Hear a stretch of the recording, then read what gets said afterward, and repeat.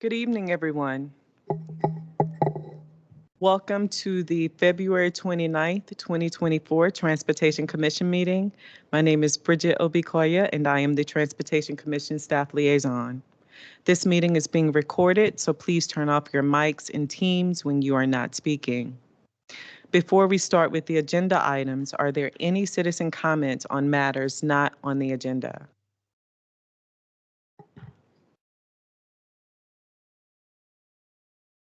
Hearing none, I'll turn the meeting over to Chairman Slot, and then I'll introduce the first agenda item.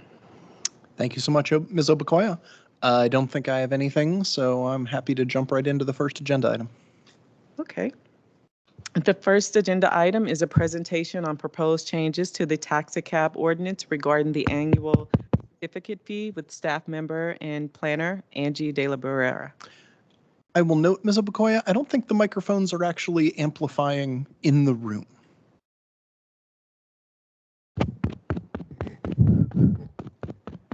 I think you're right. I mean, we can all use our big theater voice, but might be better.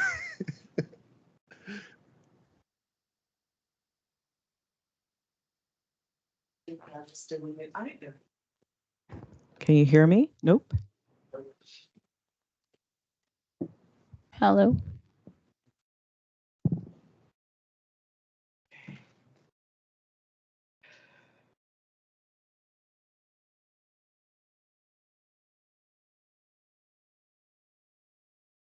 I don't think they do. Can you all hear me on the Teams? Yep. Yes, we can hear you.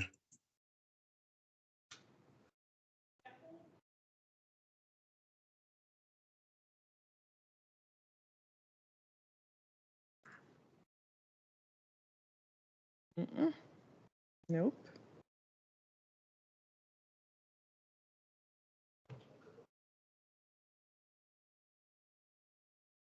All right, let me just try to figure out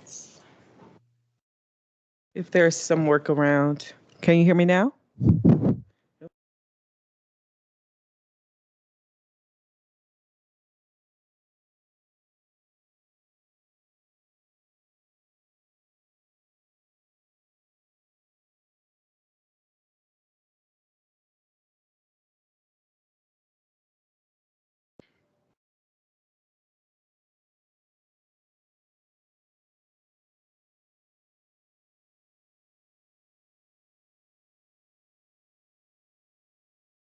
The controls are on, the microphones are on.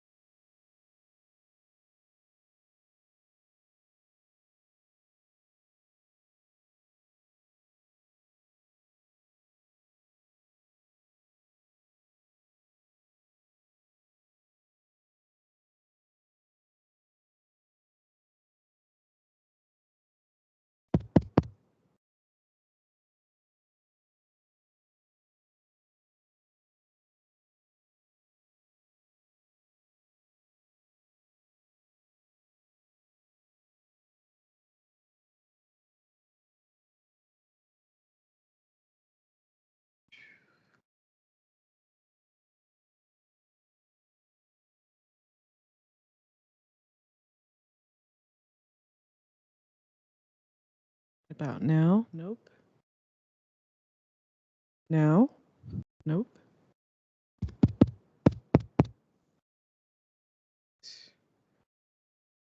I need to call DTS.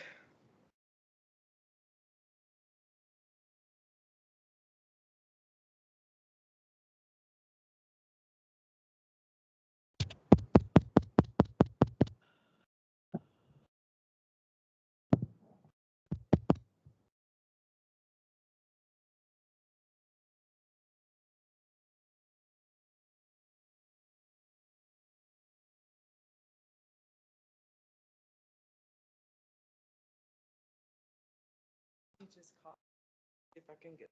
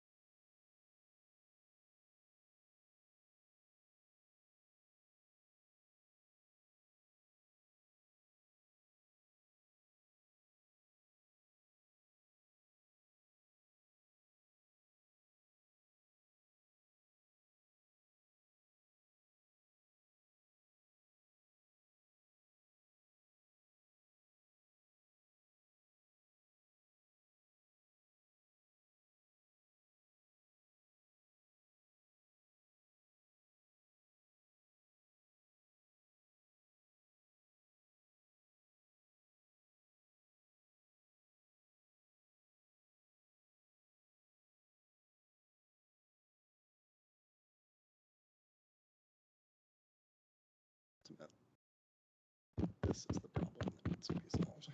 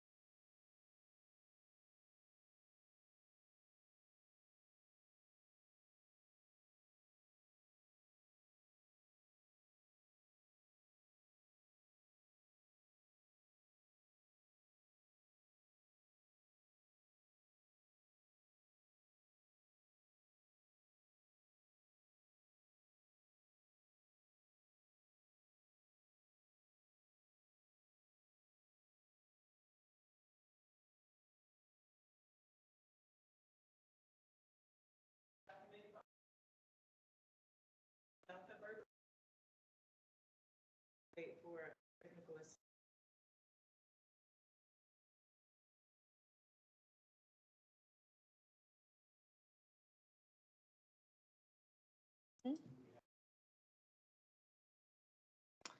No, for the, one of the items, she is virtual. She can call in, but we won't, other people on the call won't hear her presentation. Go ahead.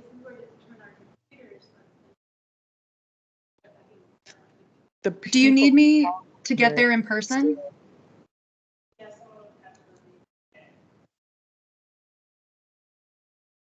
Bridget, I can try to get there in person. It just may take me a little bit. Yeah, I wonder if maybe the speaker has speaking, so you would be unmuted from your side. Why don't we, that, then everyone who's virtual will still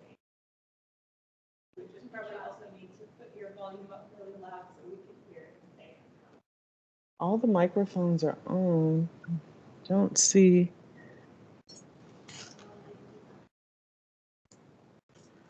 Why? I was, my other suggestion, Uh-huh. maybe chat, yeah, kind of thing.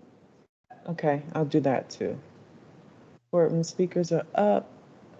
Hallway speakers are off. Atrium counter hallway. It's not muted. I'll do that. I think That's we have volume. Can you guys hear me? Hey, We can hear you. there we go. I don't know what It's you one of hit. the settings in there. Can you all hear me on the call? Thumbs up? Yay. Sweet. All right. Awesome. Let's get this party started. Let's get this started. This show on the road. Good afternoon. Sorry for the delay. We had some technical difficulties here. We're starting at 7:13. This is February 29th, leap year 2024. Transportation Commission. My name is Bridget Obikoye, and I am the Transportation Commission Staff Liaison. This meeting is being recorded, so please turn off your microphones when you are not speaking in Teams. Before we start with any agenda items, are there any citizen comments on matters not on the agenda?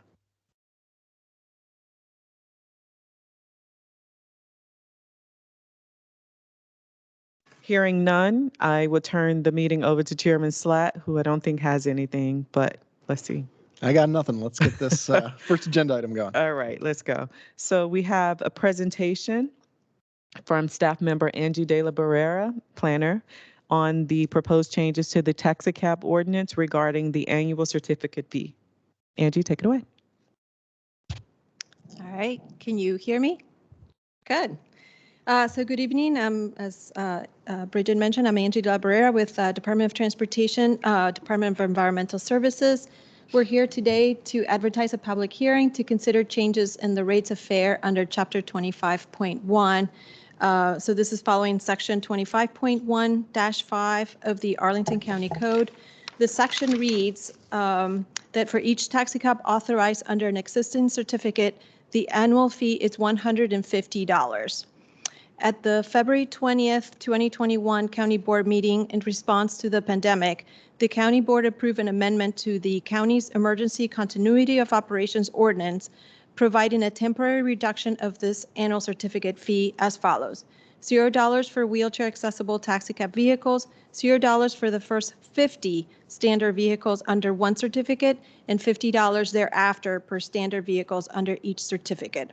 This continuity of operation ordinance expired last year. Sorry, yeah.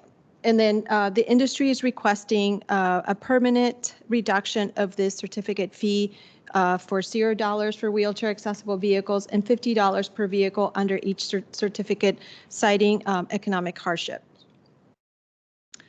As of 2023, a total of 441 taxicab vehicles are authorized to operate in Arlington County, including 39 wheelchair accessible taxicabs among 6 companies. Just for your information, there's been a continuous decline since its peak in 2017. There were 847 vehicles authorized to operate in the county, and there were 97 authorized wheelchair accessible vehicles. This table provides the number of vehicles for 2023 per company.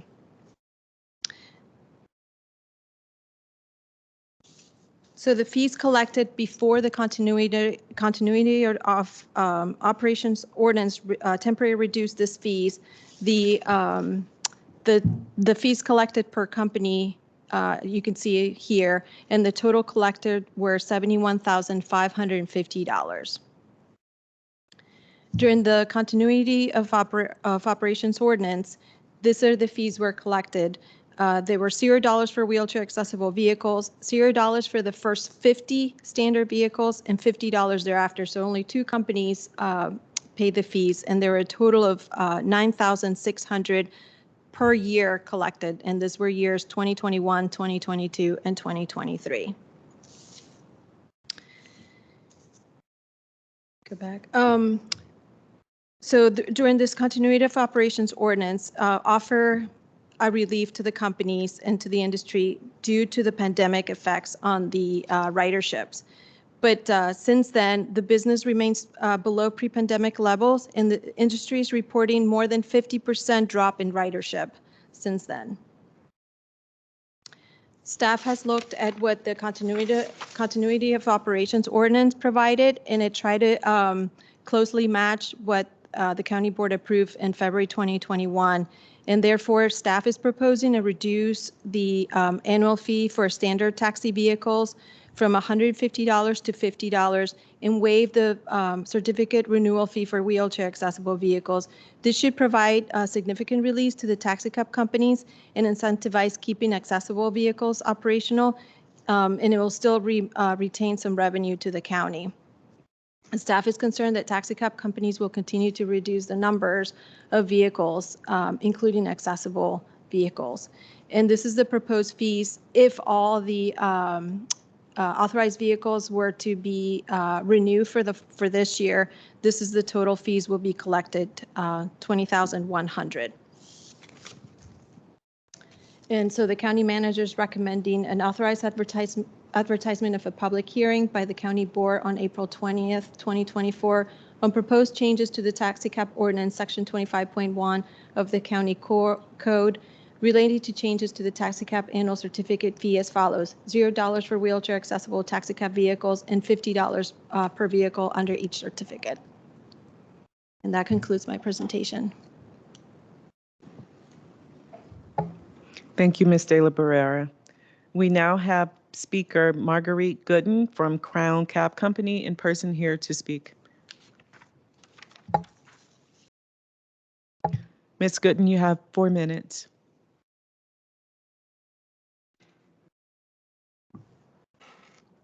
Good evening, everyone. My name is Marguerite Reed Gooden, and I am here to represent Crown Cab Company, owned by my father. And we're here to share with you that Crown Cab absolutely supports the proposed tax fee of $50 per cab, even though post-pandemic taxi utilization has barely reached 50% of the pre-pandemic utilization. Our company is small, as you can see, only 37 taxis, and we are currently operating in the last 6 months. We have actually lost 1/3 of our taxis. They have chosen to go to an Uber type transportation system. Therefore, one thing that has helped us in our company is that the increased fares have helped our owner drivers keep afloat, as well as our company.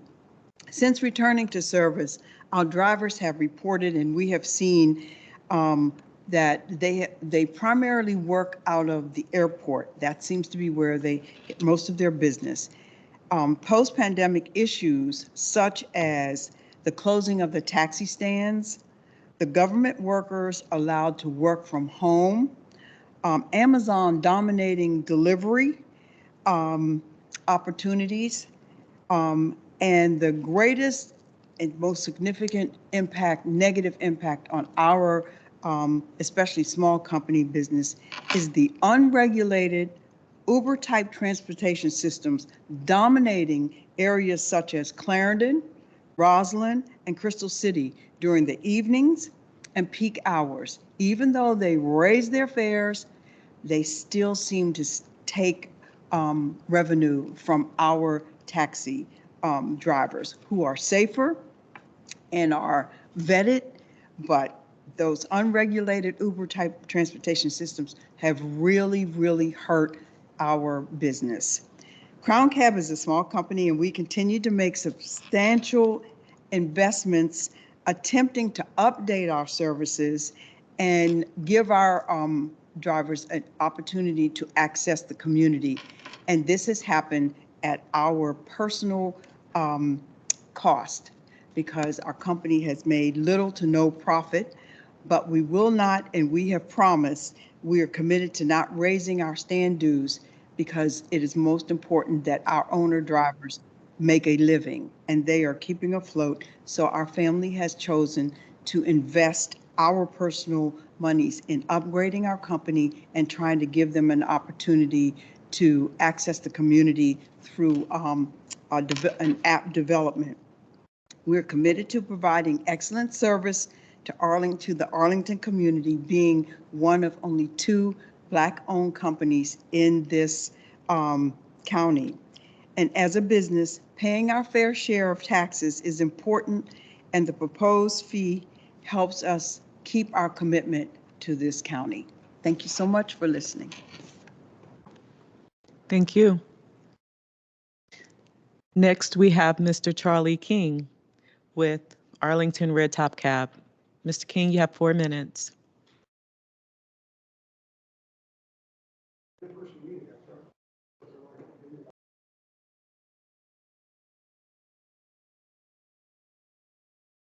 Oh, I'm sorry. Right away, I need help. So before, I thought my hearing was going in addition to my eyesight. So as we asked the commission to consider this proposed ordinance amendment, I would be remiss if I didn't express the importance and the appreciation that we have for the emergency relief that we've received for the last 3 years.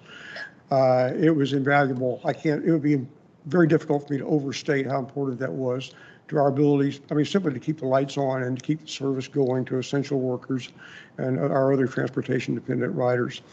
As I think there's some data in the report, the staff report, that illustrates the situation as it currently stands. But obviously, when the pandemic hit, our business wasn't strong to start with for some of the reasons that Marguerite got into, but things shut down pretty hard. There has been some recovery, and we're now operating at slightly less than probably half the demand that we had pre-pandemic. To put that in a little context, a lot of that snapback occurred in 21 and 22. As we get into 23, we see that it's incrementally growing, but more slowly. We're seeing some historic seasonality, which leads me to believe that we're dealing with a long-term pattern as we adjust to changes in people's work habits and ridership practices and so on. I would note that in our ridership, we've always had a large portion of our ridership are what we consider the transportation dependent, whether that's through county programs such as STAR or private pay. People depend on our transportation service. We've built our business on serving those populations, and we're committed to continuing to do so. But it's going to be a long haul. And we do continue to face scarcity and higher prices with vehicles, replacement parts, and other supplies related to the operation of our fleets. I think this is something we're going to have to contend with for the long haul, which is why we've asked for the more permanent relief that this ordinance amendment would provide. I think the taxi cab industry in Arlington is, we consider ourselves very much part of the community. If you look at the cab companies that are in existence in Arlington, they're all multi-generational Arlington businesses. All of them are important to their neighborhoods and to the community. We're all committed to trying to continue to do the best job that we can. We appreciate the help that we've gotten. We've enjoyed the relationship that we've had with the county, as well as the population over the last 5.5 decades that I've been in the business. But we do need some additional assistance going forward, and we hope that the commission will be able to recommend that. Thank you very much. I'd be happy to answer any questions. Thank you. And with that, I'll turn it over to the commission. Great. Thank you both for your many years as businesses in Arlington County and for your testimony. I think my first question is, Ms. DeBarrera, would you say that the taxi cab industry is requiring less staff time at this point? I feel like we were seeing you every 6 months on the commission years ago with some update to something or other, and we don't see that nearly as much anymore. Correct. Definitely, we're doing a lot less work in the taxis and especially police. We're doing the more of the day-to-day inspecting vehicles and so on. And we've been making amendments to the code to reduce that as there's a lot less vehicles. Correct. Great. Other Commissioner Lantelmi, go ahead. Yeah, I just have two questions. First, what is the fee used for? It goes to the general fund. It goes to the general fund. So it doesn't really relate to anything particular with the industry. It's just. It was intended back then to sort of provide more funds to police and staff time for all the work that we do with the taxis. Okay. Second question, am I correct that neither Lyft nor Ubers have to pay any sort of fee to the county? I'm sorry, I can't hear you. Neither Ubers or Lyfts have to pay any sort of fee to the county? They're not under our jurisdiction, so they don't pay local jurisdictions anything. Correct. Interesting. Thank you. Commissioner Flores. Okay, it's on. This happened last time too. How did you come to the fee calculations for the new proposed amounts? So back when we, during the pandemic times and they requested this reduction, we actually proposed this and the board went beyond that, doing the 0 to the first 50 and 50 thereafter.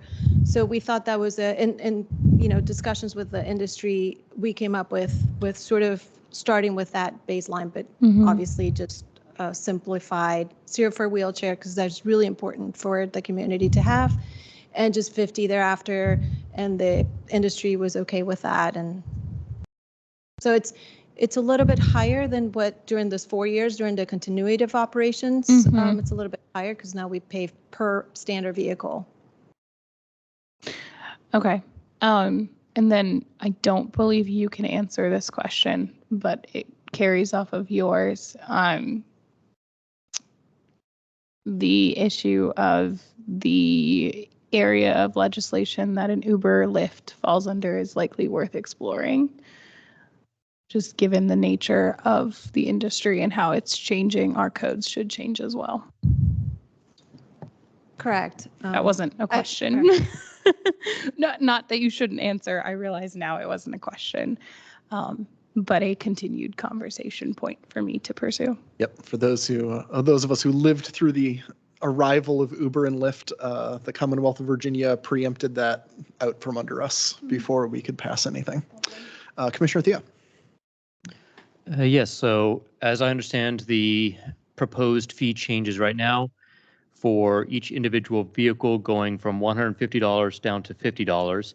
The wheelchair accessible vehicles, $0. Does that mean that normally that would be an additional fee on top of the previously $150 dollars before, or would that mean that each individual vehicle that is not wheelchair accessible is $50, and then any vehicle that is wheelchair accessible, $0? Correct. So it used to be, regardless of wheelchair accessibility or not, there were $150 per vehicle, and this was before the continuity of operation ordinance. And now the proposed is 0 for wheelchair and 50 for just any standard vehicle. Okay. And so that would result in fees collected going from approximately $70K a year down to $20K a year, correct? That's correct if you take what was prior to the continuity of operations, and also if the number of vehicles stayed the same, because they can not renew each vehicle. So if it all stays constant with the number of vehicles, then from before the continuity, it would have been $71,550 with how the ordinance reads right now. During the continuity, we only collected $9,600. So this is an increase from those past 4 years, but a decrease from prior to those years. Noted. Thank you. Anybody else? Commissioner Shannon. Yes, and noting the decrease in drivers that was mentioned up here, and that the fact that Uber and Lyft do not pay fees, why would we have the taxi cab companies pay any fees? And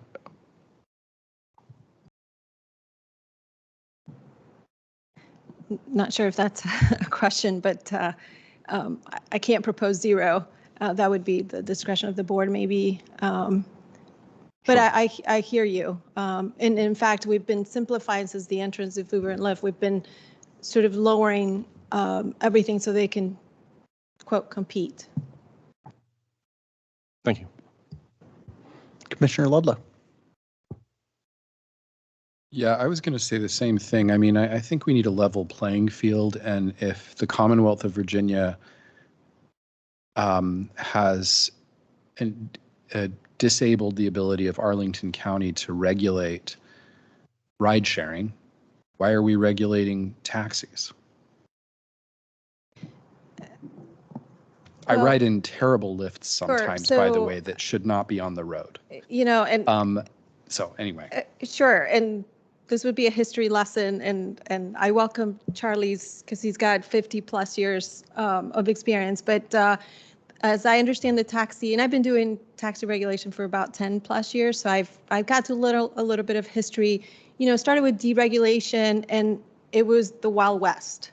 Then they put regulations, so when grandma needs to go to the doctor's office, she has a reliable transportation outside her door that we can say, hey, you need to pick grandma to that doctor's office.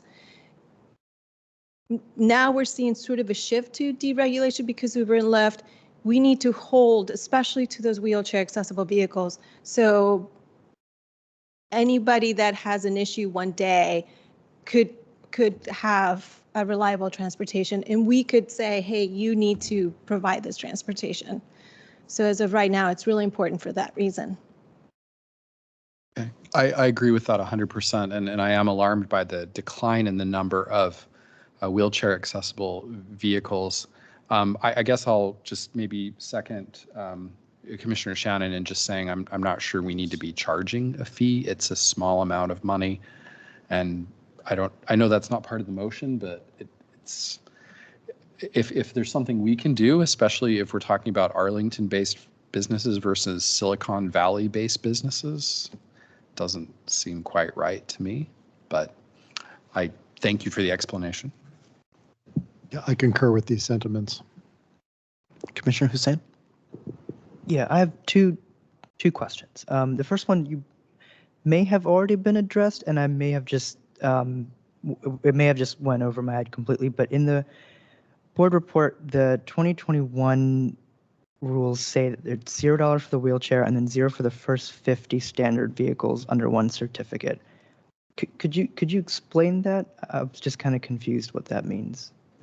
Sure. So do you have the report with you, and I can bring the table up if it's easier to follow. Ooh, yes.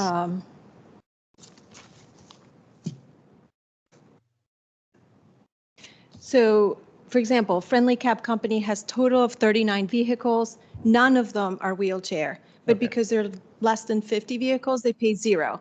So I'm going to jump to Red Tub, has 195 vehicles. 20 of those are wheelchair. So you have to subtract those 20, and then also you have to subtract an additional 50 because they're in their standard vehicles. So the left is 125. So then you charge $50 to those. Okay, cool, awesome. And then my next question is, I guess, I don't know if it fits in the scope here, but because you mentioned that like rideshare companies like Uber and Lyft are not, because they don't follow they're not under our jurisdiction, there's some rules there, but like, if that's the case, what would be how could we get around that to,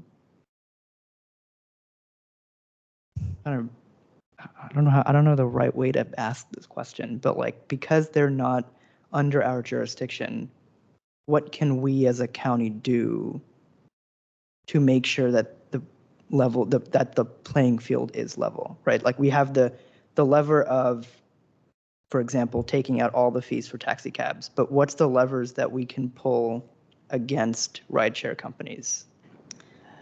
So I think you were hitting to that, and I don't want to overstate what you We can write a letter to our statewide representatives as a component of this. Probably would be a likely recommendation out of this Okay. as a dual action.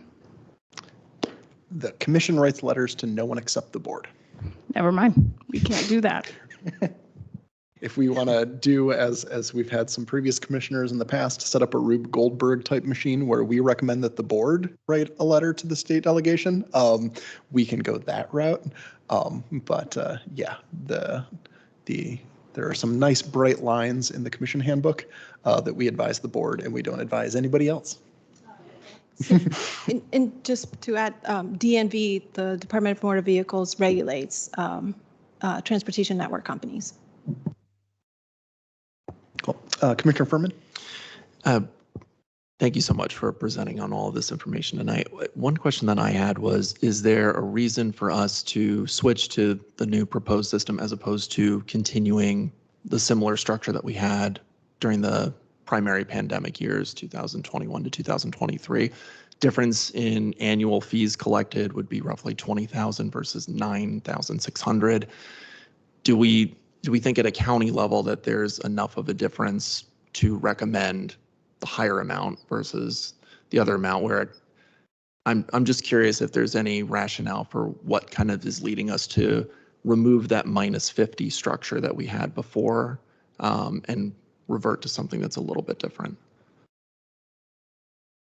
I'm not sure if I follow your question. So you're asking why not do what the continuity of operations? Yes. So why switch to the new proposal as opposed to just adopting permanently the continuity level of So fees? so the continuity of operations ordinance expired.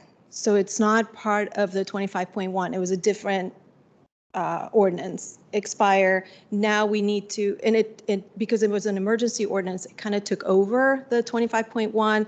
That expires now. 25.1 is back to active. Mm-hmm. So that's what we need to sort of adjust if we want. And I don't know if that answers your question.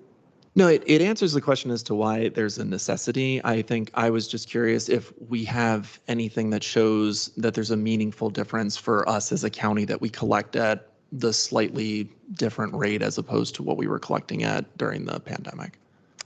And for what I mean, that might be a budget question, but I mean, we've collected during 4 years. I met with finance department. They were fine with this. So Yeah, that makes sense. Thank you so much.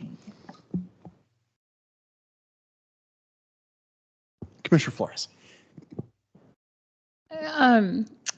So based on my understanding from the numbers, there's, as you mentioned, high priority for wheelchair accessible cabs, and it feels like only 2 companies are bearing the burden of the fees reduction that we saw in 2021, 22, and 23.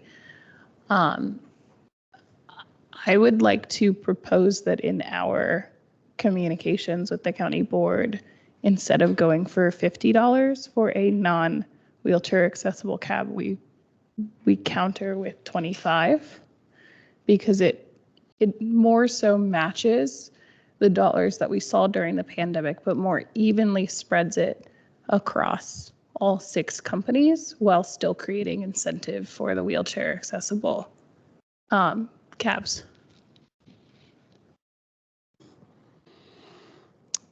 I will go ahead and weigh in here and say I find the notion that we have an opportunity here to level a playing field quite compelling. That we get no money from Uber and Lyft, and therefore which is money that, you know, anything they make doesn't really stay particularly well in the county. The drivers keep some, so that, or at least there's that. But you know, at least the drivers in the taxi cab stand dues stay in the county, which I greatly appreciate. And I feel like we are getting down to the level of income where it costs almost as much to acquire the income as it does the income itself. The county has a nasty habit, in my opinion, of doing these little fees here and there that require massive amounts of administration to you know, collect in the first place. Like the business recycling fee drives me absolutely bananas. So, I mean, my inclination, I don't think there's a wrong answer here. I think we'd be fine anywhere between the county manager's proposal and 0. But my inclination is towards 0. I don't know where other commissioners are falling. Anybody else want to Concur. speak to the issue before we end up with a motion? And Commissioner Shannon? and if it has to be something, then at least a ceremonial $1. Commissioner Furman? Yeah, I mean, my thinking is, I think in line with what's being stated, which is that this amount of money is thoroughly inconsequential at our county budget level. So I don't know why we would want to disadvantage our local businesses in any way, shape, or form. So I would be in favor of as low as possible, including 0. Commissioner Thea? On similar notes, I'm very much in favor of leveling the playing field. I'm probably in the minority in that I like for taxi cabs and for Uber Lyft to be 0. I don't really see the need to charge anybody anything for this. But I do have a question for one of the speakers earlier, Ms. Gooden. You had mentioned in your public comment about working on an app for your company, Crown Cab. Is that app developed now or it's in development? It is in development. We have I have personally spent the money to have the app developed, and we're trying to roll it out this month. It has been a challenge in that to get our owner drivers to buy into it because they are wondering about if this is going to drive them and drive us into an Uber Lyft kind of situation. And so we've had to navigate that to say, no, this is a means of trying to get you more access to the community. And so we're going to pilot it with, I have at least 10 of my 27 current drivers, at least 10 of them who are willing. And we've had to plan to have what do you call it? How you roll it out? Unveiling, ribbon cutting. Advertisement campaign, where we're going to start out with just friends and family, because we only have 27 active cabs right now.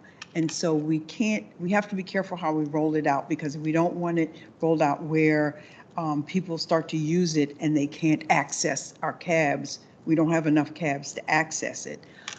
So we've been working on that, how we roll it out, and we're going to start it out small to make sure that it begins to work and to build confidence with our owner drivers and then they're worried about whether or not, we've kept our stand dues pretty low to the point where the company makes no profit. But that's where we are, and we're trying to respect their ability to earn a living. And as I said, they're working out of the airport, 99% of them. But so that has been our plan, and we have been working on it for 1 year. And so March is we're going to be meeting and trying to get that rolled out to see if we can have them buy in, and then we'll make it accessible to more of our drivers. And hopefully I'll be able to get the 10 that are gone, 10 new ones to come back into the company and through the use of the app. But they are because of Uber and Lyft and what they perceive could happen in terms of the county, that maybe it might not be to their advantage. And so we're having to work past that too. So Thank you. That does answer my question, yes. Because I remember this time last year when we were recertifying for the annual certification, and I know that you had mentioned the app at that point. So it's. And we have rolled it. It's developed, and we're just trying to get it rolled out. Thank you. Commissioner Flores. The one thought that I keep coming back to is I do appreciate the incentivization for the wheelchair accessible cabs. And so revising what I originally said, because we are talking about low dollar values. We don't want this to be inherently negative, but I would be in full support of a ceremonial $1 for non-wheelchair and complimentary free nothing for wheelchair accessible, because we do need to make sure that we are providing an equitable environment for all. And I do feel like incentivizing wheelchair accessible vehicles helps us get towards that. Commissioner Lantelmi? One caution on this, because as you know, I'm attracted to this idea. I would like us to run this by the Disability Commission first to see how their take on it is, the dollar amount for the regular taxis versus zero for the, basically the ADA compliant vehicles. If the Disability Advisory Commission is on board with that, I'll be on, but I'd like to take their guidance on it before I make any particular decision one way or another. But I think we should, I'm very much open to, do we even need a fee? But I want to make sure that it's not going to be at the expense of saying, well, there's no longer an incentive to have handicap equipped vehicles. Yeah, I'm going to bug Mr. King here because my understanding, I believe, of the intricacies of the taxi industry, and Mr. King's company has a number of ADA vehicles. This fee is paid by Red Top, by the company, right? But don't your drivers largely decide what type of vehicle it is that they want to drive for you? Whether it's an ADA vehicle so that they can do those ADA trips, or a normal vehicle? Yes, I mean, as a matter of fact, we're a bit of an anomaly in that we still operate a significant portion of our fleet as company-owned vehicles, fleet vehicles. We also have driver owners, roughly 50-50 these days. The wheelchair accessible vehicles in our fleet are all company-owned vehicles. So that's our commitment to provide the service. We helped develop the program in the county back in the 90s. In fact, I spent many a night with county staff working on what wound up becoming the STAR program, utilizing wheelchair accessible taxis back in 94, 95. One of the hazards of being old is you have too many things to talk about. Anyway, would that answer your question? It does. And would you say there is a certain incentive you already have to maintain ADA vehicles in the fleet because you have, I don't know, contracts or business that can only be taken care of by ADA vehicles? I didn't catch the first. Would you say you're incentivized to keep ADA accessible vehicles in your fleet because they can do things that the normal ones can't? Well, wheelchair accessible vehicles definitely allow us to compete for and serve, particularly local government contracts that require that type of service or are trying to provide that type of service. So you can look at that as an incentive. We look at it as with a certain pride of authorship in the concept, going back some 30 years. Awesome. Thank you very much, Mr. King. I appreciate it. Sorry to drag you back up. Commissioner Thea. Yes. This is not a question. I'm basically just going to state that I'm amazed that with such declining usage in our taxi cabs, that I find it amazing that there hasn't been some consolidation among the taxi cab companies so far. I mean, it really does seem that there is really just enough demand for maybe like one or two companies here in the county, but I don't want to go down that rabbit hole right now. I understand that we have time ticking, so I'll just leave that for the record. All right, I'm going to throw a motion on the table because I think that will spur us to final action here at this point. Because we are now full 45 minutes into this item. I will move not the county manager's recommendation, which is very weird, so I'm going to call it out. I move that the Transportation Commission recommend that the county board amend the taxi cab ordinance section 25.1 of the county code to reduce the annual certificate fee to 0 for all vehicles. Is there a second? Second. That is seconded by Commissioner Furman.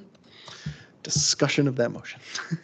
I will just say that is what I'm moving largely for the reasons that I've stated previously. I think it provides a level playing field with Lyft and Uber to the extent that we can. I think it helps us support our small local businesses in a time where they are still waiting for demand to recover. And I think it is such a negligible amount of money in the county budget that it almost seems silly to be bothering them to collect it. So that is why I have moved to 0. And I am very appreciative of the idea that we should be incentivizing ADA vehicles. I don't think, given the dynamics, it's an appreciable incentive. And I very much like the simplicity of just eliminating the fee. Is there any further discussion on the motion? Okay, I thought we were going to talk about it more, but I will go ahead and call it then. Commissioner Coleman, I think you're virtual.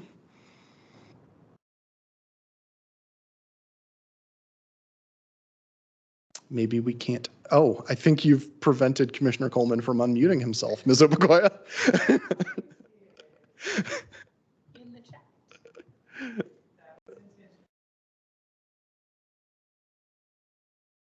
Okay, but can we make it so Commissioner Coleman can vote? So he should be able to do it now.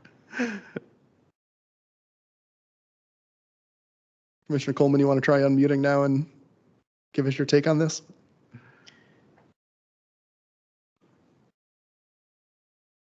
All right, I will move to the next person and we can come back around. Commissioner Flores.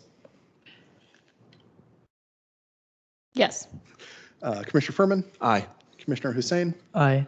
Commissioner Lantelmi. Aye.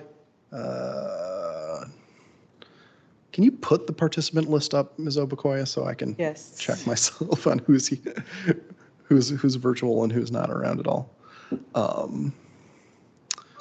Because Commissioner Locker was going to be virtual, but I don't think I saw her in the list.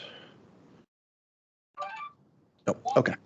Commissioner Radovic is not here. Commissioner Shannon. Aye. Commissioner Theo. Aye. And I don't think I see Commissioner Terry either. What action are we requesting? I'm like, you really want, this is the question you have 30 seconds before you're going to go live on this?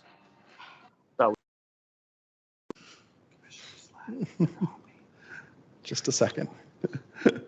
Commissioner Ludlow? Aye. And I too will vote yes. So that passes. Commissioner Coleman, are you with us? He says his mic is still disabled. Can you vote yes or no in the chat? Aye, there we go. All right, fantastic. All right, so that is 9-0. Thank you very much, Ms. DeBarrera.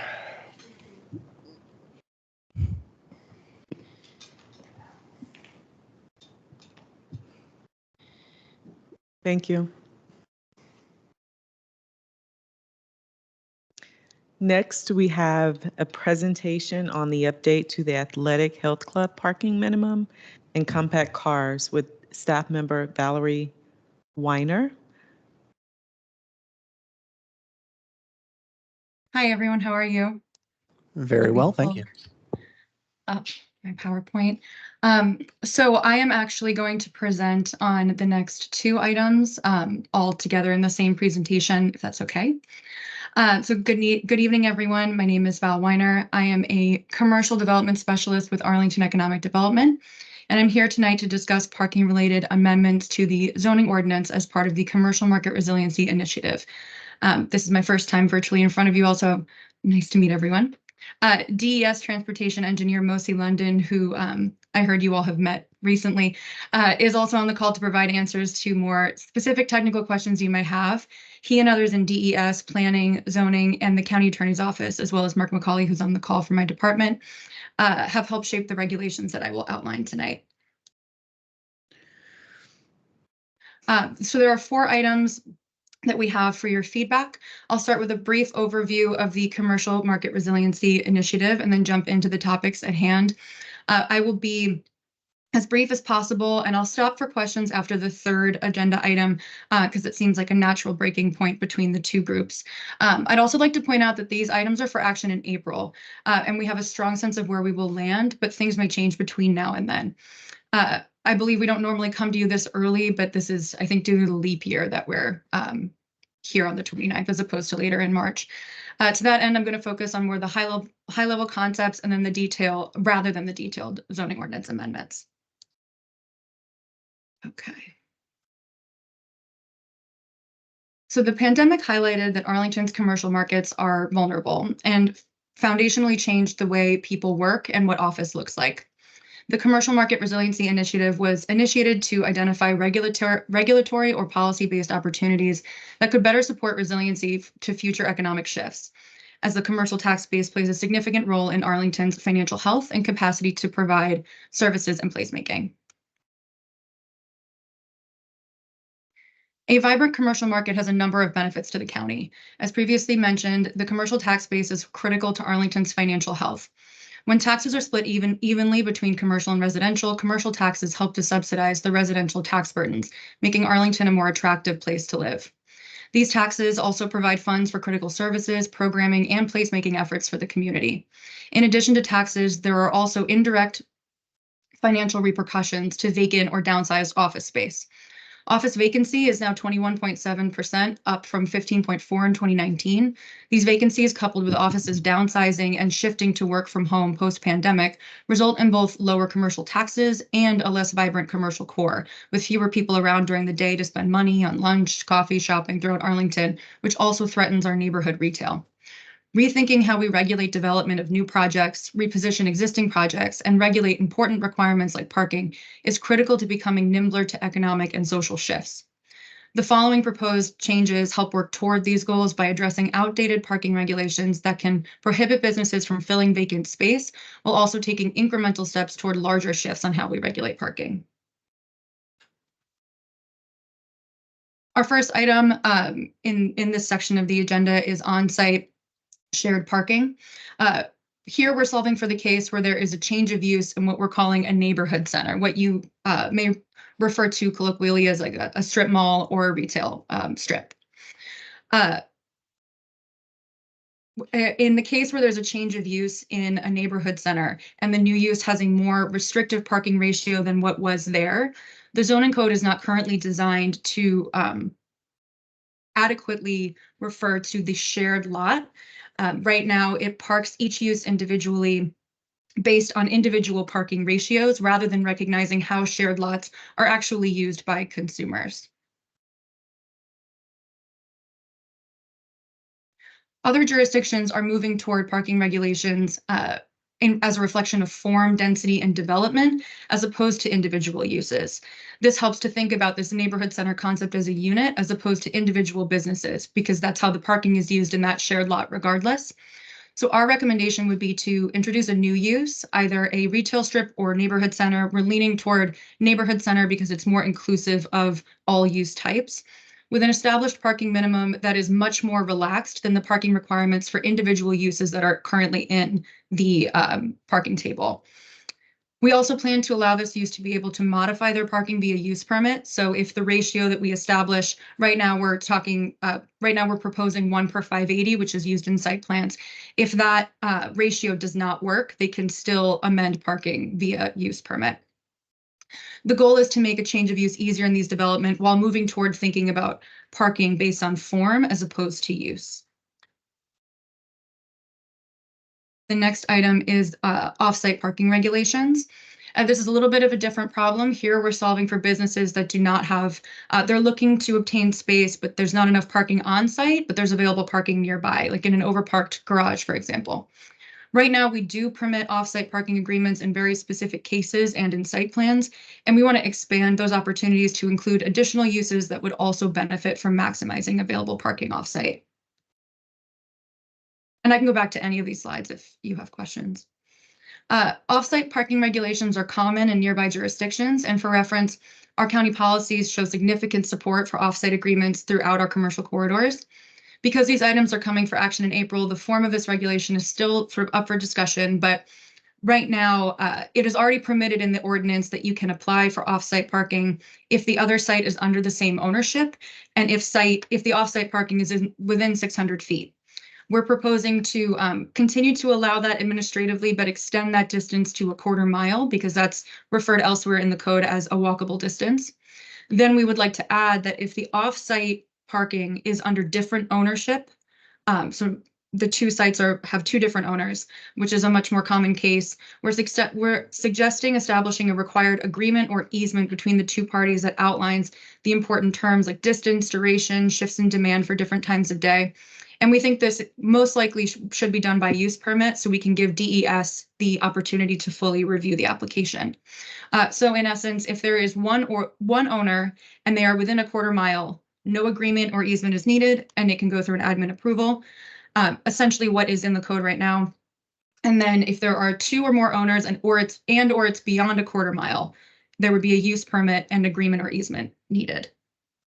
So I will stop there. I'll pause for questions or would you rather me finish the whole presentation, Bridget? I'll actually refer to you on that. Let's pause here and we'll defer to the chairman on that. Several different things coming. There's a lot of items, yeah. Yeah. Yeah, we'll start off with Commissioner Flores. I realized my mic was unmuted the entire time. My first question has to do with as we operate businesses in Arlington, different businesses operate at different times of the day. I'll call yours out, for example. Your business is a dance studio, which operates for the youth of Arlington after school hours. Meanwhile, in the same parking, using the same parking spaces in the same shopping area as your business, there are 2 coffee shops, I believe a donut shop, a grocery store, and a variety of other businesses that operate at various times of the day. Is there any consideration for components that are businesses like that are 2 businesses side by side that operate at various different times of the day and will always operate at different times of the day? And therefore, it's occupants and residents that utilize those businesses will be parking at different times of the day for those businesses. Yes. So with the offsite parking regulation, the way that we've structured it right now is that would be a case where you would go through the use permit process and DES. We've spoken with DES for the last couple of months about how they would review a request like that. And there are models that they have at their disposal that could help, like the ULI, Urban Land Institute's model on shared parking helps define demand at different times of day for different types of businesses. We don't want to prescribe that in the code in case a new model comes that is more effective. But that would be when staff would review the demand at different times of day to allow for a more dynamic offsite parking agreement.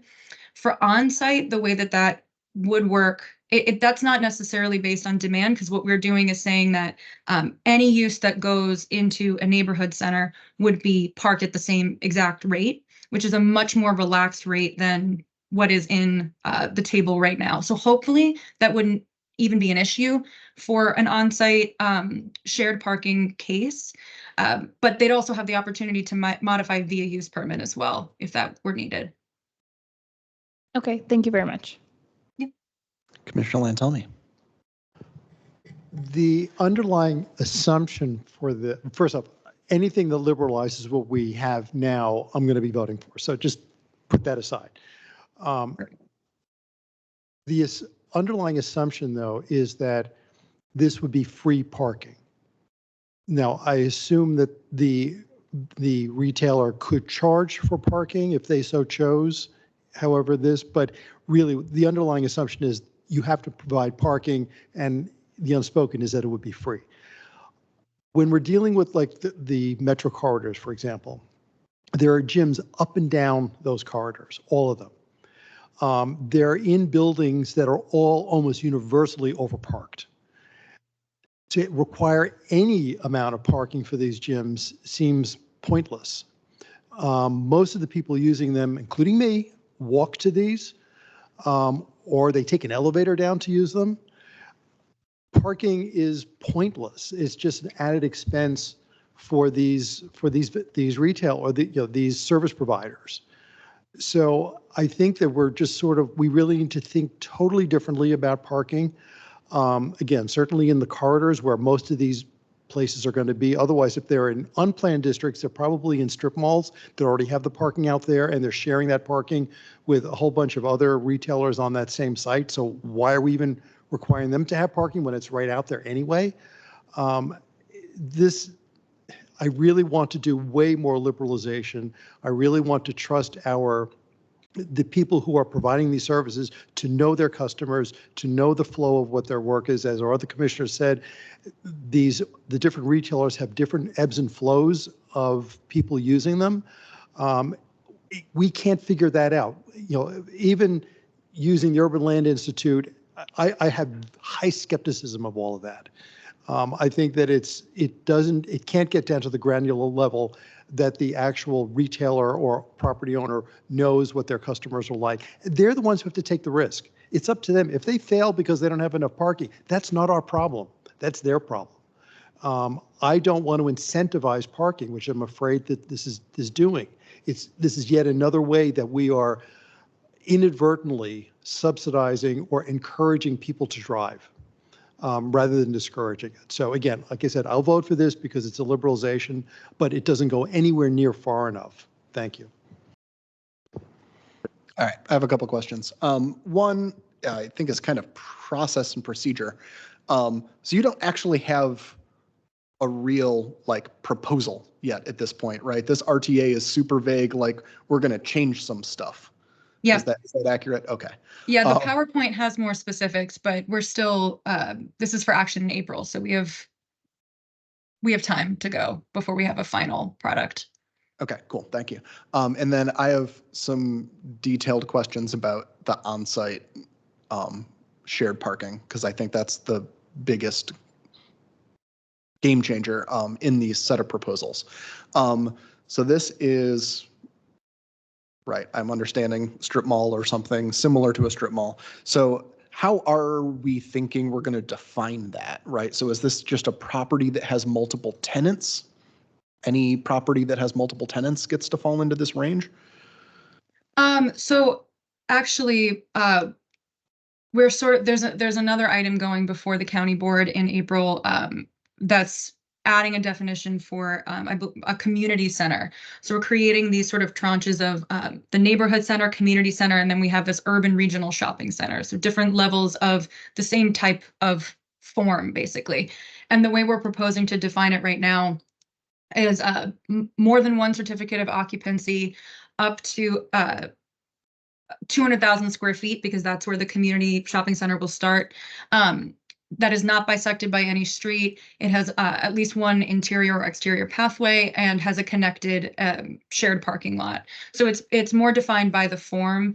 As long as there's a shared parking lot and there's more than one certificate of occupancy on site, that's where the definition is at right now. But I'm sure that will be wordsmithed over the next month. So potentially where we're ending up is that the only time the existing parking ratios are going to apply to a business are if they have their own building that is just for their use? I don't want to say only. I think so. This is obviously there's the site plan process that would have a different approach to establishing the parking minimums for that site. If it's a standalone building with its own parking, that would not qualify as a neighborhood center because that requires more than one strip. One thing or more than one certificate of occupancy. One thing that we have talked about is defining it as a single floor. Most of the examples that we have found in Arlington, these existing by right developments that look like strip centers, they're usually just one floor. So that may help also narrow it down, but it may not be necessary because there aren't that many non-site plan by right existing sort of neighborhood centers as we're defining them. I will point out that my business is in a strip mall that has multiple floors, so. Okay.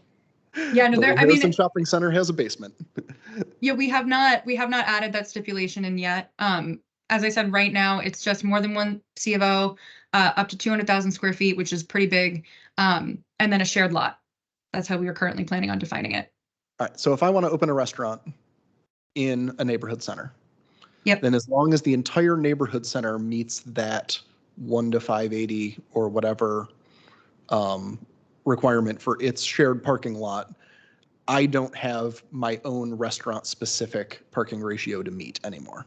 Exactly. And we're trying to move away because right now restaurants are parked at 1 per 6 seats, which is unique in that not many other uses in the code are parked by seats. So we're trying, as opposed to square footage, so we're trying to move away from that and treating parking as it's related to form and development and density as opposed to uses specifically, because it gets to a point where it's almost arbitrary, especially with these existing sites where you're sort of backfilling spaces and you end up limiting the square footage available to a business based on how much parking is left, is how it's currently done. Do we have another staffer trying to weigh in here with their hand up in the Teams chat? Yeah, this is Mark McCauley.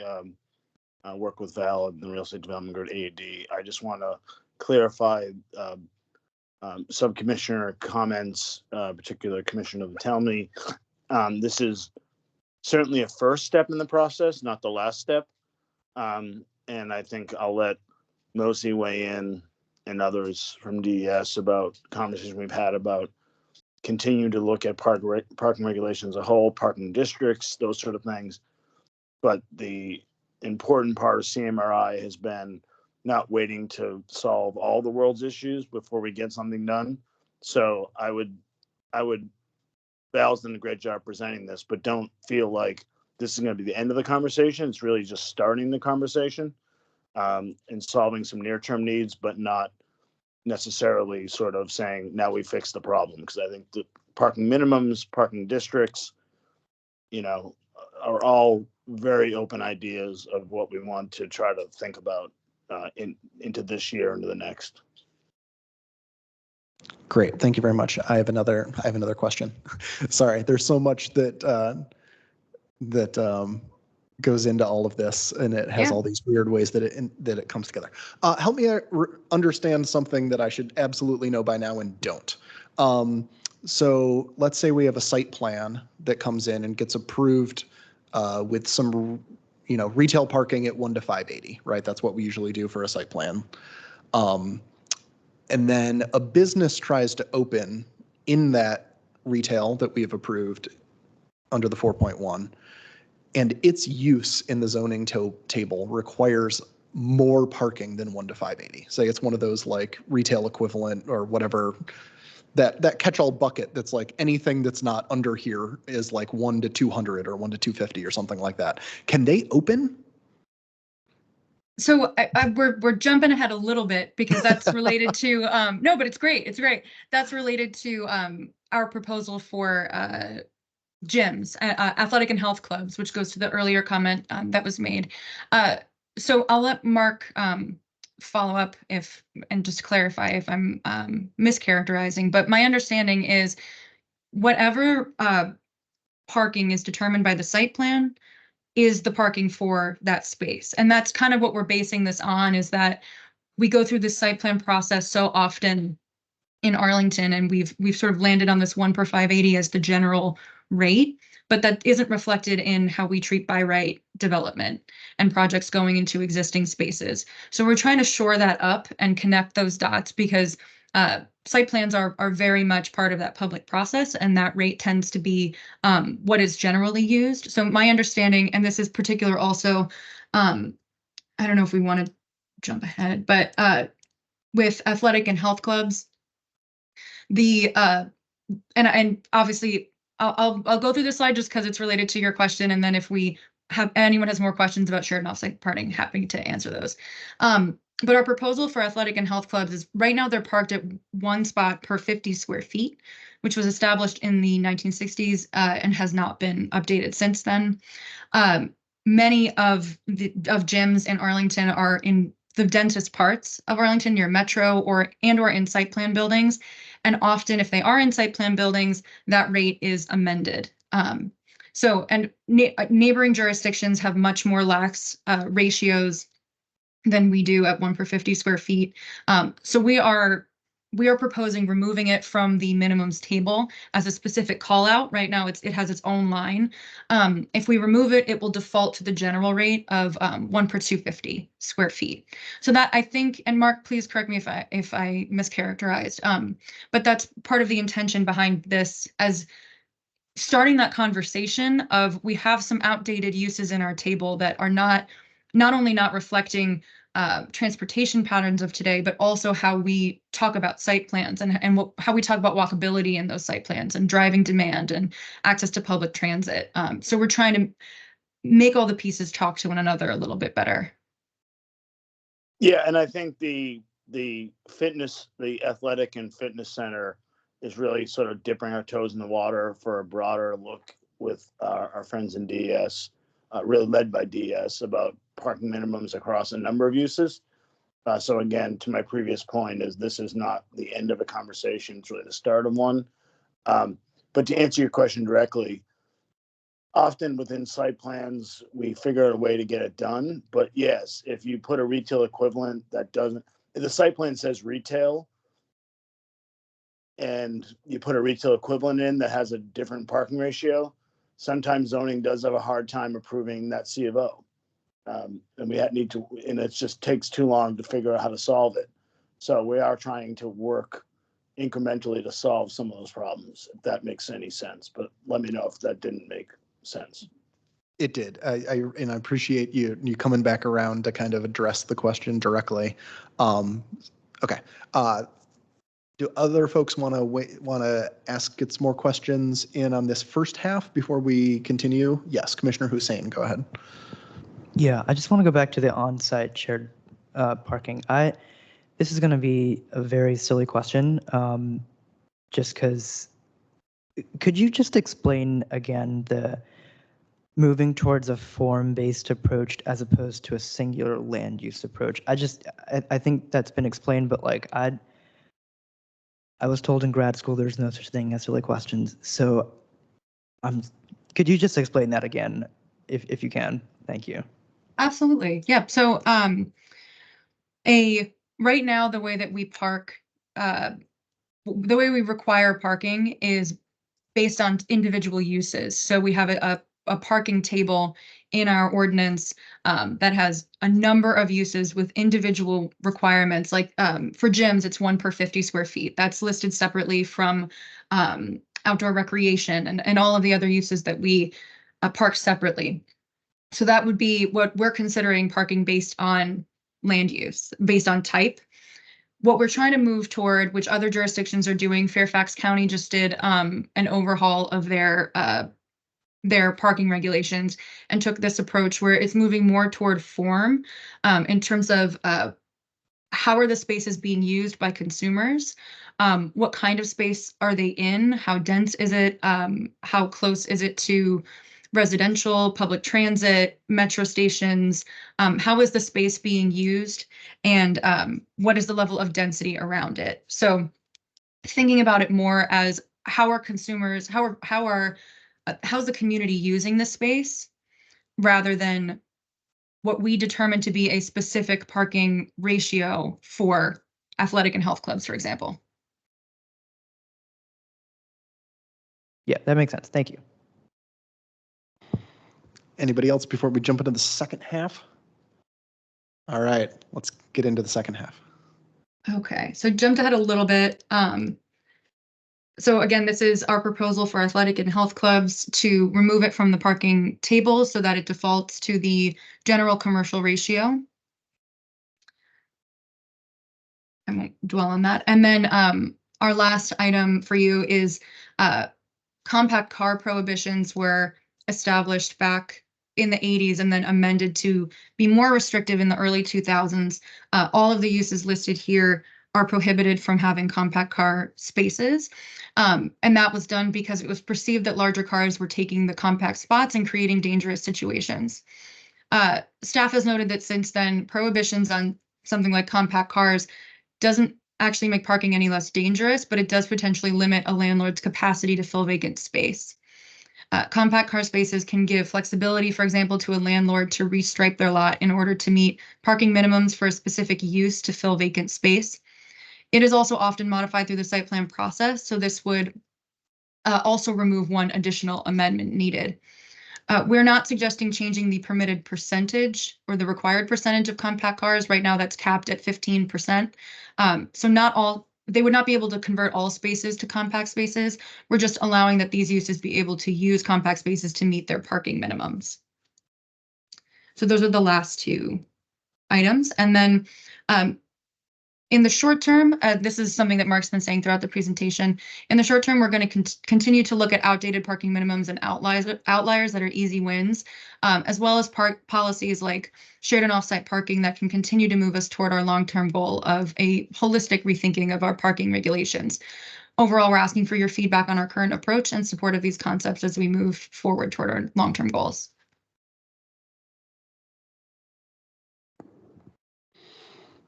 All right, great.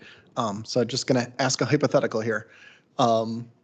Make sure I'm still understanding here. So if we approved a 4.1 site plan with a 1 to 580 ratio, and somebody wanted to come in and put an exercise health club in that entire retail space, they would probably not be able to do that because they would only have 1 to 580. They wouldn't have 1 to 200. I'm not sure I understand the question. Well, Val, I can help answer that. Yeah. One, Thanks, we Mark. don't really approve site plans anymore at 1 per 580. These are really existing buildings that were approved under. Most of our newer buildings are under sector plan guidance that, you know, for instance, in Crystal City, Roslyn, Pentagon City, we're now, you know, as you guys know, one per 1,000, 1 per 1,100, and there are ways to mitigate the uses impact on parking there. Also, we have the metro sort of requirement that I think Val sort of referenced, but we are going to take a good hard look at, because I think it's been commented by several commissioners in this meeting that the idea of just being proximate to metro is not the only way that people travel anymore.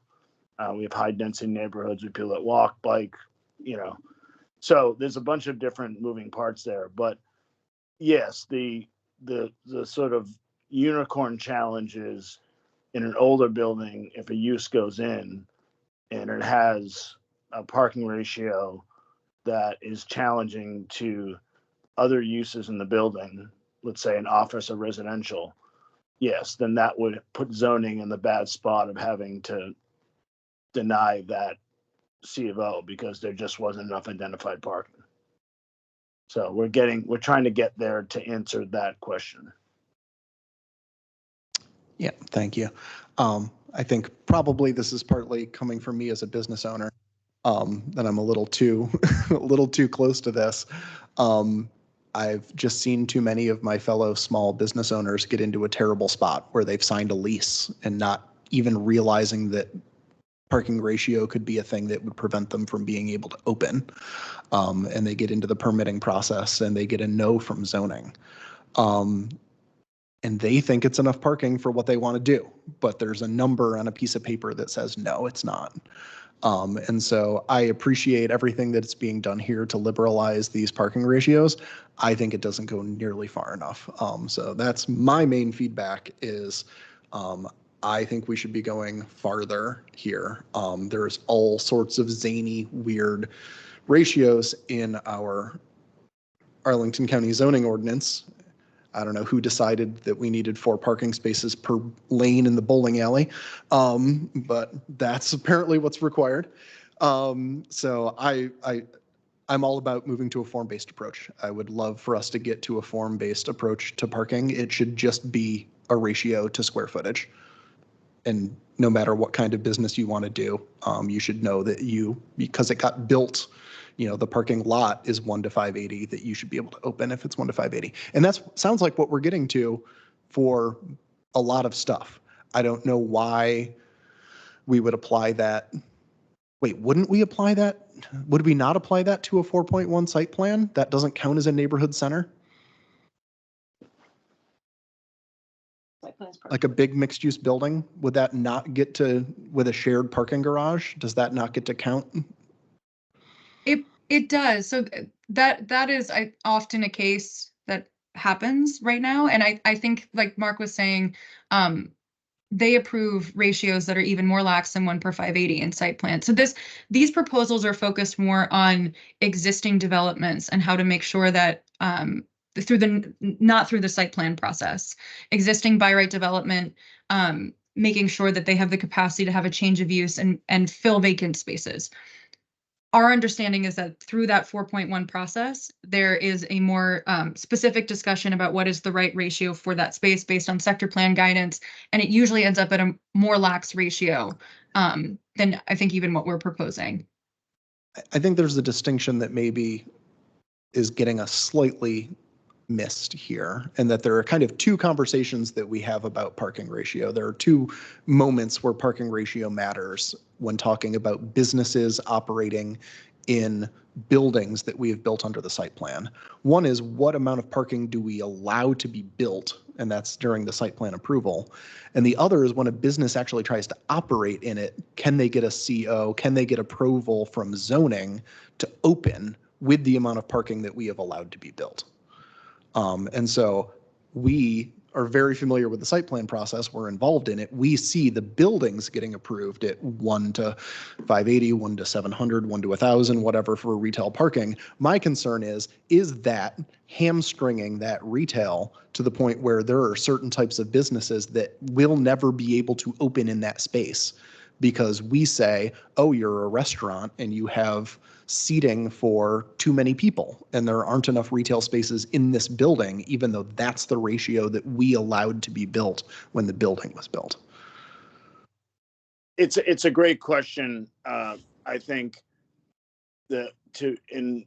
just to be frank, I think the reality is we hear much more from the business that says, I'm short of 2 spaces, it's taking me 6 months to get through zoning, and I'm having to solve that problem rather than, I think Commissioner Latemny made this point, which is that, and Val as well, which is that, a landlord in a business is not going to open if they can't serve their consumers.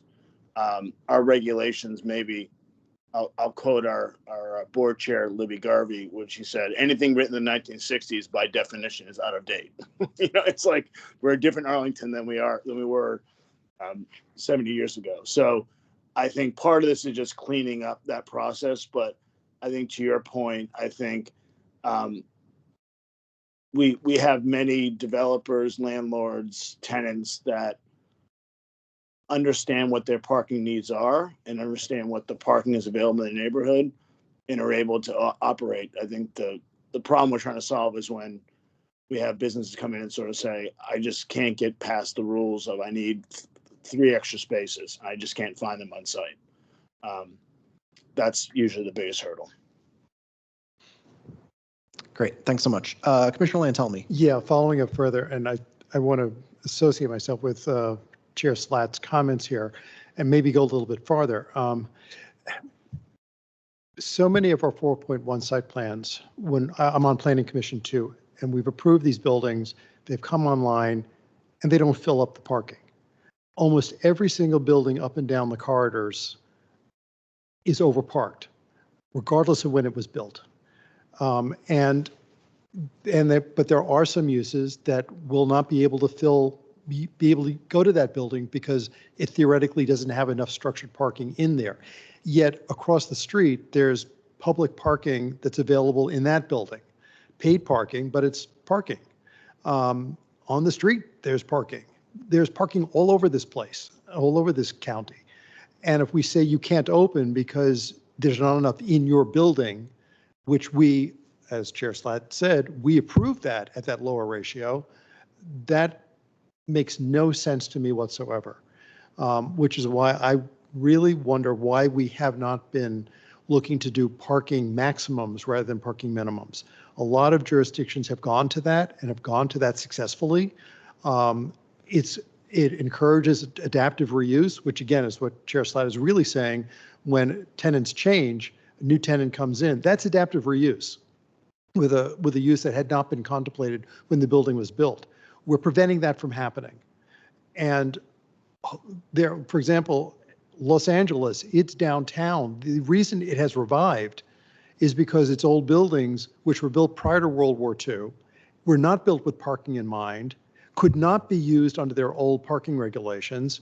They were becoming derelict buildings. When they totally liberalized their parking to, I think they went to actually parking maximums, those buildings all of a sudden became valuable again. They've been renovated, and downtown LA is actually becoming a real downtown again. We should be looking at, I encourage you to be looking at converting to parking maximums and let the market decide what is the appropriate amount of parking that that vendor, that retailer, that use needs. It's not up to us to decide that. Thank you. Commissioner Furman.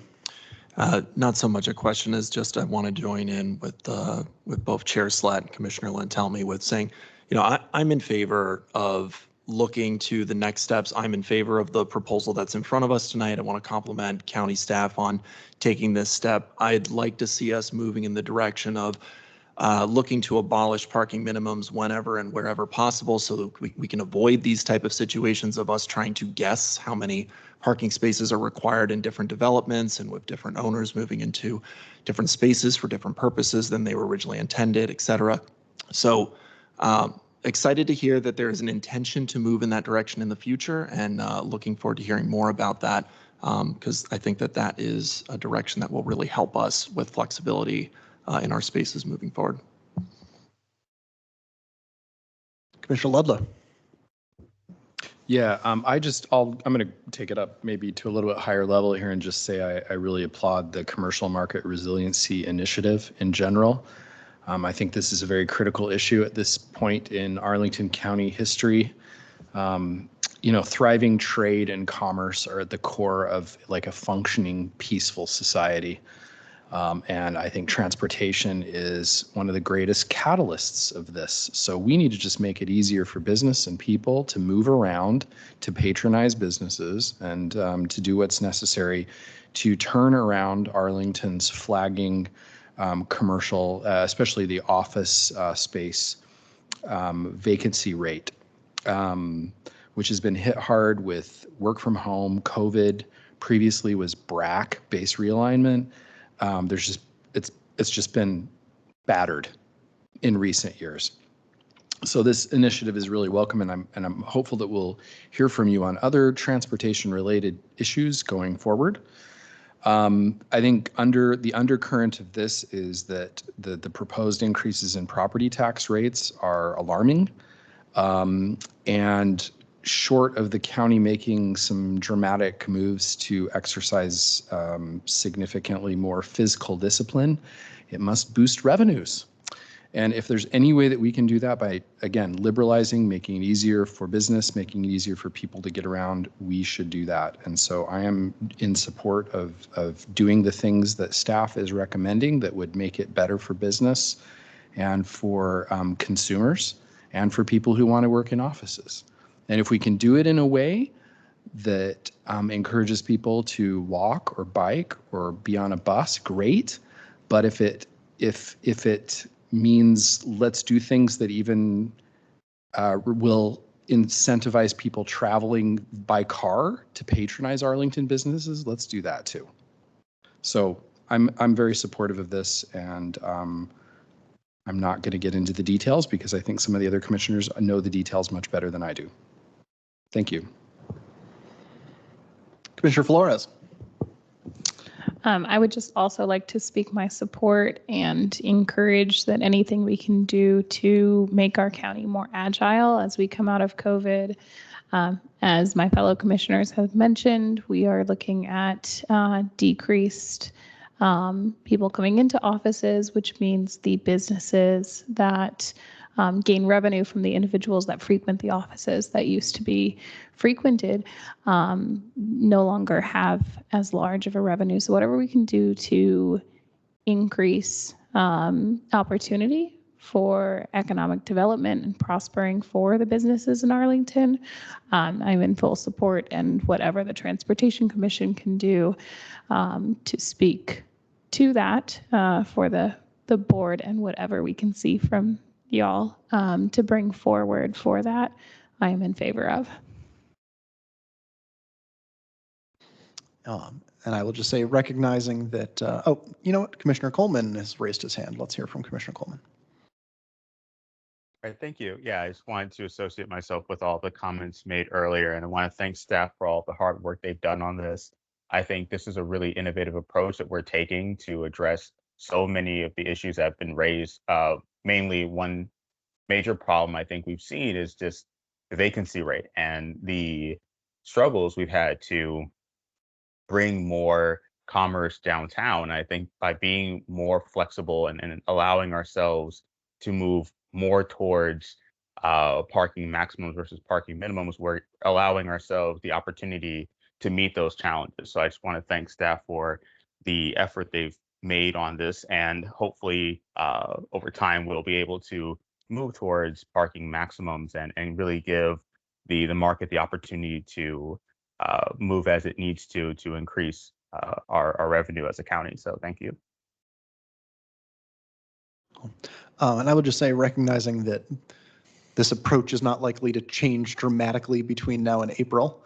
I think the most important thing that can be done while shaping the details of this proposal is to make sure we take as broad a view as possible of what qualifies for the shared on-site parking. I would very much like to see a very broad definition there that doesn't try and cut individual types of buildings out by saying it has to be one story or things like that. I'm of the opinion, if it is a building that has shared parking that is shared between multiple uses, that should count, because what makes it work is the fact that there is shared parking, that we're not dedicating parking to a single use. And so that's the main feedback that I would give, recognizing that this isn't going to take a sudden left turn and become an abolition of all parking minimums between now and April. I think that's can make the biggest impact under the current framework. So I would appreciate that. Any final remarks from the commission? I think that's all we've got. Thank you. Yes, thank you for your time, and we appreciate your support, and we'll continue to touch base with you as we progress through some of the larger issues.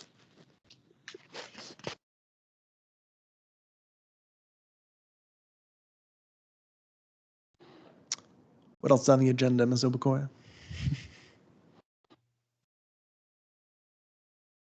Are those action items?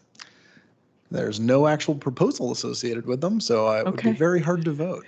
I have action here. I was looking for a vote. I saw it as action on the agenda as well, and then I saw that all that was in the recommendation was an RTA that has already been approved, so I don't think there is a vote. We're in a available tough to the spot. commission. We wanted to, just with the timing of it going in April and the way we've been doing the commercial market resiliency zoning updates and sort of a truncated time with the leap year, this is how it worked out. So we wanted to come to you all for your comments.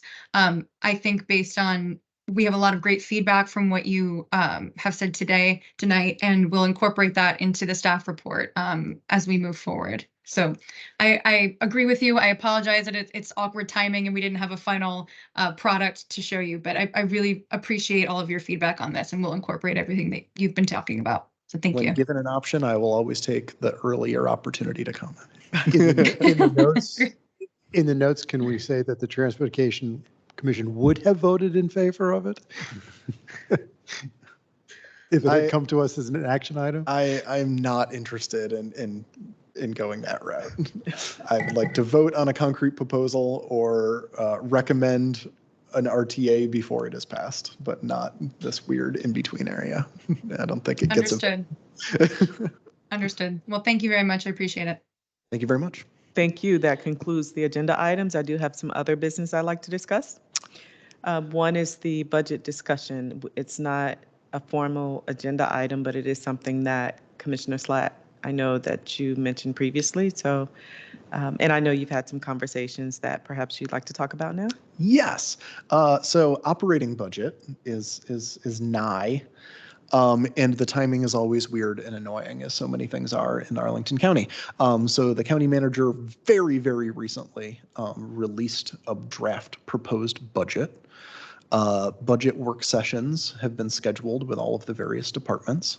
And then ultimately, the board just voted to advertise a tax rate.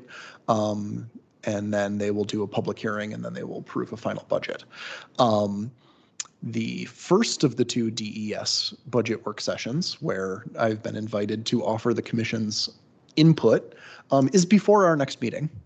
The second of DES's budget work sessions is after our next meeting. So we have this kind of weird being asked for the commission's input before we've had a chance to actually be briefed by DES staff, which will happen at our next meeting. So I wanted to throw out a couple things that I know may be things that the commission might want to say, and make sure there's no major objections to them before I consider offering them at the first budget work session, which is before our opportunity to actually vote on specific things for the budget.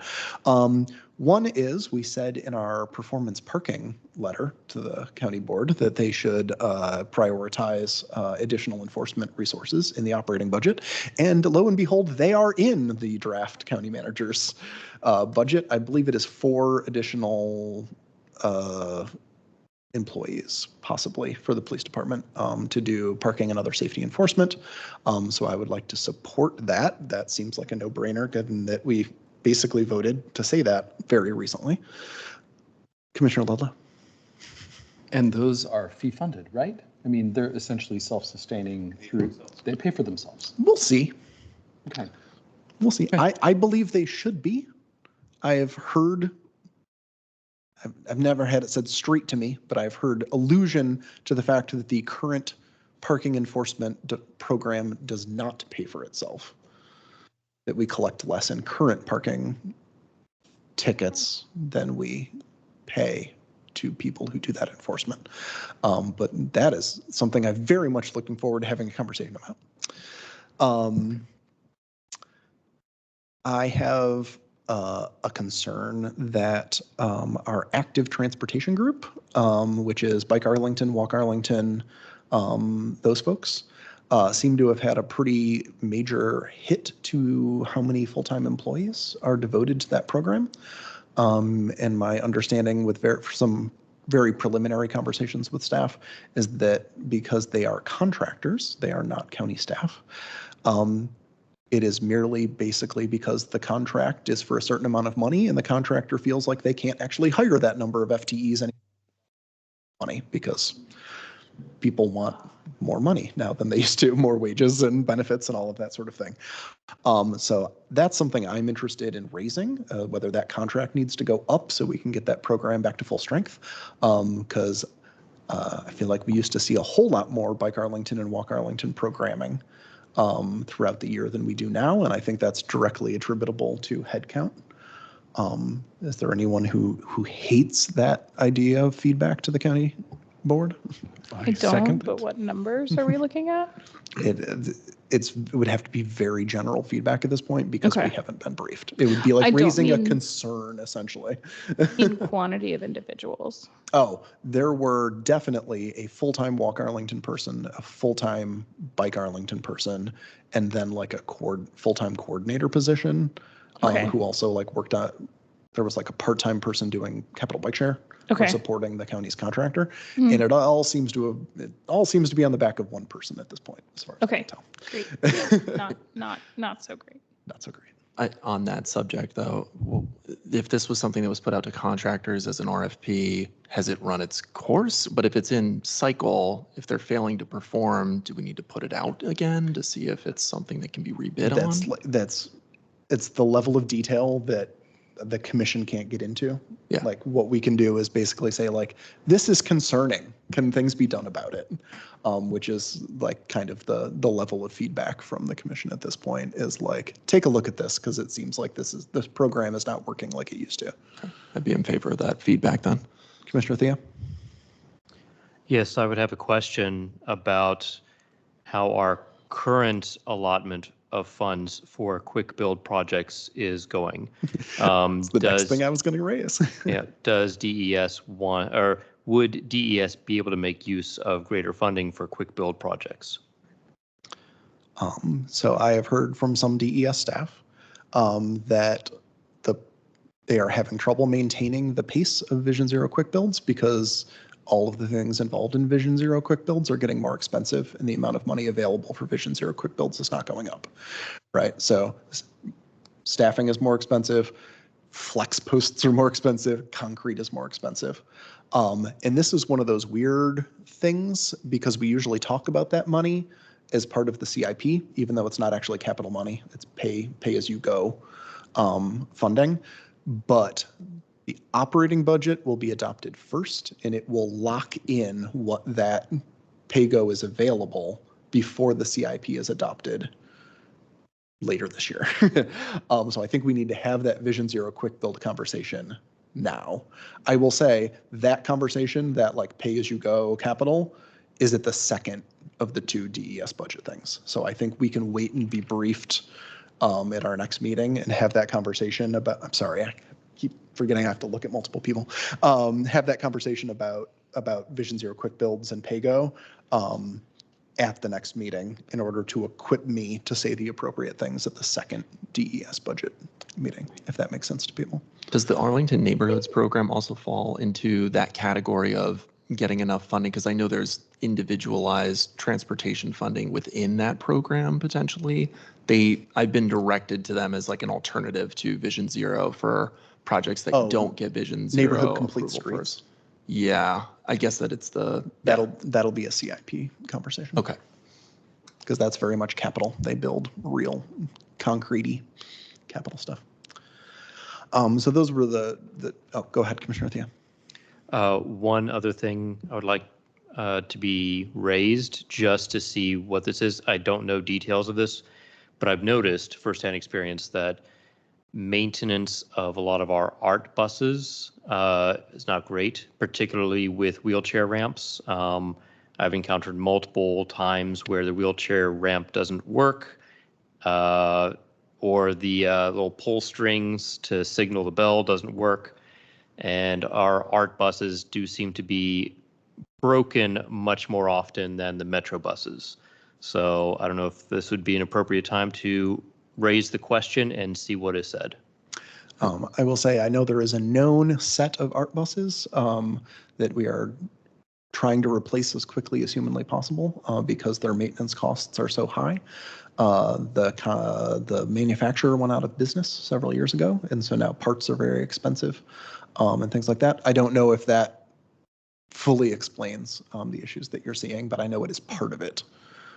That keeping that particular set of buses on the road has been very challenging for the contractor and for the county. One other thing to add on to Commissioner Theo's comment about art buses is that I have seen a huge number of failing card readers walking in.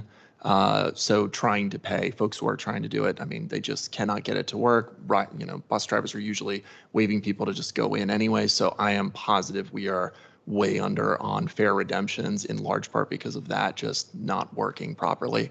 And again, it's a very frequent occurrence when I'm riding the both 75, 41, and 42 bus lines. So I'll just add that as well. 45 left my son in Roslyn the other night. Didn't love it. Anything else? Those are the main ones that I felt like there was probably broad agreement on the commission to go ahead and move forward with.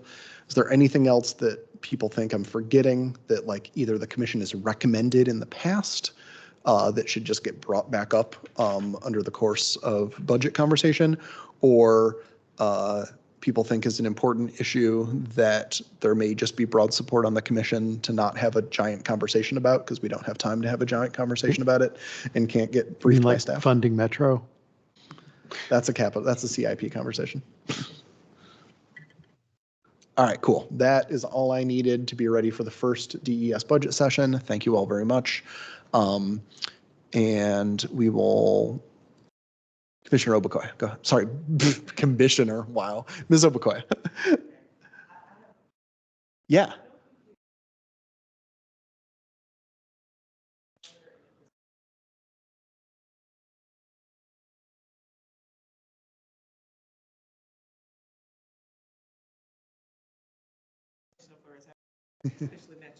It's all right. We're switching places, I see. Yeah, I got them all. Thank you. I thought we had approved the schedule for most months except for, I think, one that we needed to change or decide on, but I'm wrong, I I have guess. no recollection. If you think we didn't formally approve it, we can formally approve it again, whether we did or not. That's fine with me. All right, I move that the Transportation Commission adopt the Transportation Commission 2024 calendar as sent to us previously by Ms. Obukoya. Second. Second. And is first discussed on January 4th meeting. Second. Seconded by Commissioner Furman. Does anyone object to adopting this via universal acclamation? Unanimous consent. There we go, unanimous consent. I just use synonyms. All right, hearing no objection, it is adopted by unanimous consent. Keep going.